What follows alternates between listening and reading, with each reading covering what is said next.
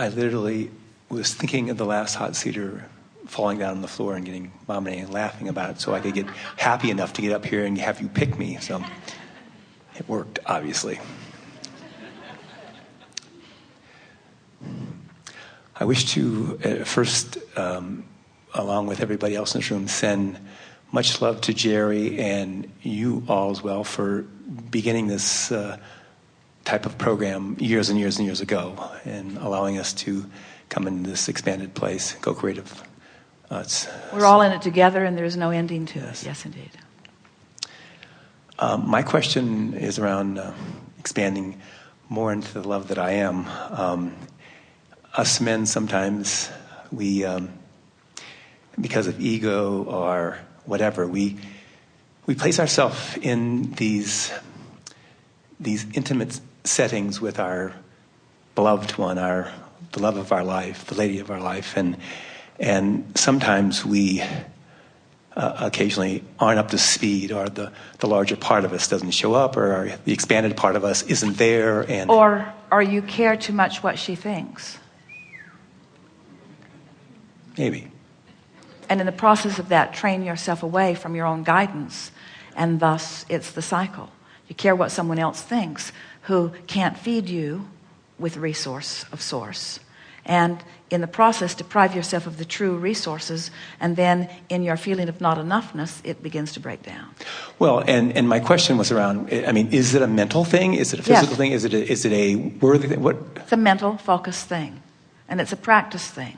It's a learned behavior, and it starts when your mother makes you share your toys.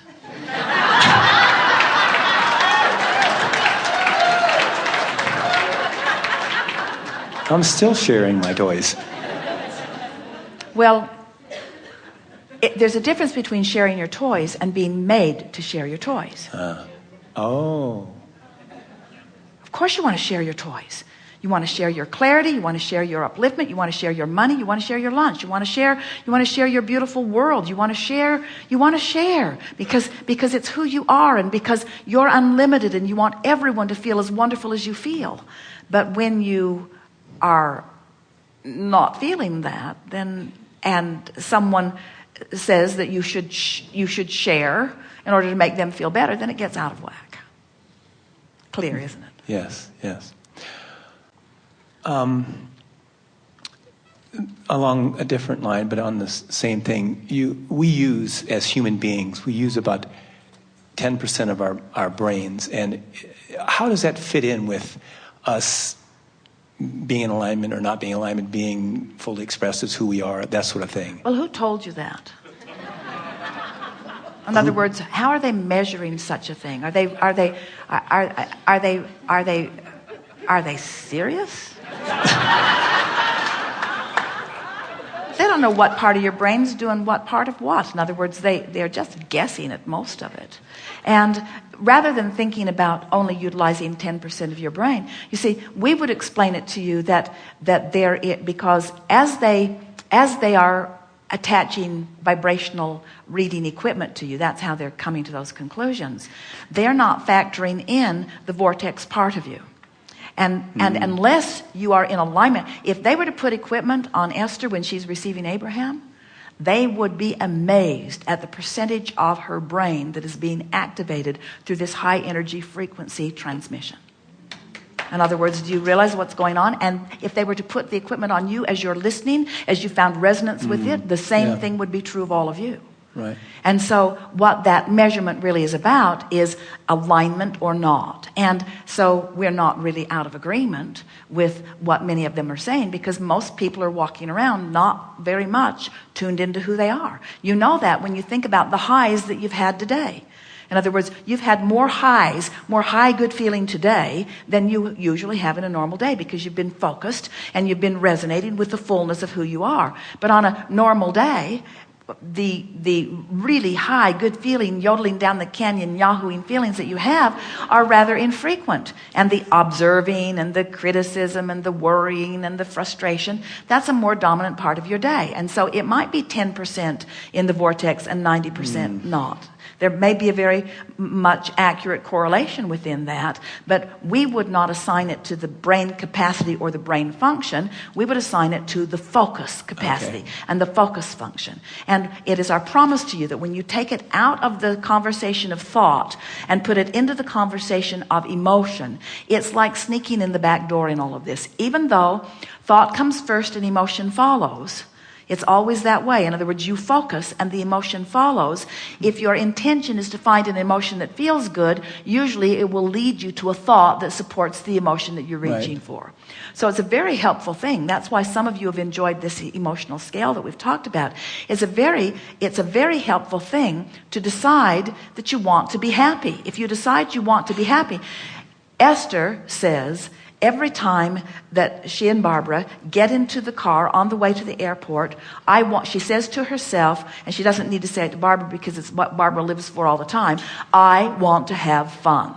I want to have fun. Well, when fun is your intention, and once you do it and have it and feel it and find it, then it's easy to keep it going. That's the thing about this vibrational world in which you live. Momentum is about just keeping it going. And keeping it going is about focusing. And keeping it going is about focusing on fun, focusing on fun, focusing on fun, even if I have to remember every fun thing that's ever happened. Or even I have to focus on the last fun thing that happened. Focusing on fun will bring more fun and more things that are in the vibrational range of that which you call fun, like clarity and upliftment and cleverness and flexibility. In other words, there are a lot of vibrations that are in the vicinity of what you mean when you say fun. But lack of focus is fun, odd, fun, don't like that so much. And it's the back and forthness that kills the momentum of something. I come from a large family. There's 8 of us kids, and I annoy my family with being happy. I mean, I do. And I don't know what to do with that. Well, what you do about it is make peace with it. Because in some ways, we think that that's an assumption that is not accurate. In other words, they might be in a different vibrational place, but you're not always in the vortex place either. And so everyone is sort of the same in that you're in and out and in and out and in and out. But when you come to a conclusion, when you put a blanket statement over an entire family, and you come to the conclusion that you annoy them with your fun, that's an out of the vortex statement. Yeah. Where if you make peace with where they are, and then you just have fun at their expense. No, that's something very wrong. When you acknowledge where they are, and you're not, you see, it wouldn't annoy you that your fun annoyed them if you weren't looking to them for some sort of approval that they're not giving you because they're annoyed at your fun. Yes. Isn't that a mouthful? And wasn't it brilliant? Yeah, it didn't feel real good, but it was brilliant. Well, it's wonderful to figure things out. Yes. And how much fun it is when, or how rewarding it is, how satisfying it is, how aligning it is when you really get to that place where what you're reaching for is the emotion, not the approval of your family. Right. So you're having fun whether they do or not. It's a really fun thing, and you've seen it many, many times where you're the one having fun. You've decided to have fun, and you're the one having fun, and you set up a sort of little vortex of fun around you, and it's contagious. All kinds of people that are loitering on the edge of their vortices get sucked in, and then it gets funner and funner and funner and funner until the cleverness and the timing of the conversation that ensues is just inspiring. And you're not wanting to take credit for it because it was a collaborative, cooperative, co-creational rendezvous manifestation of people in alignment with who they are. So next time you're having fun and they're not, and you notice that they're not, stop and say, I just let my attention to them put a damper on my fun. And then next time that the situation comes up, you'll be less likely to do it. Next time it comes up, you'll be less likely to do it.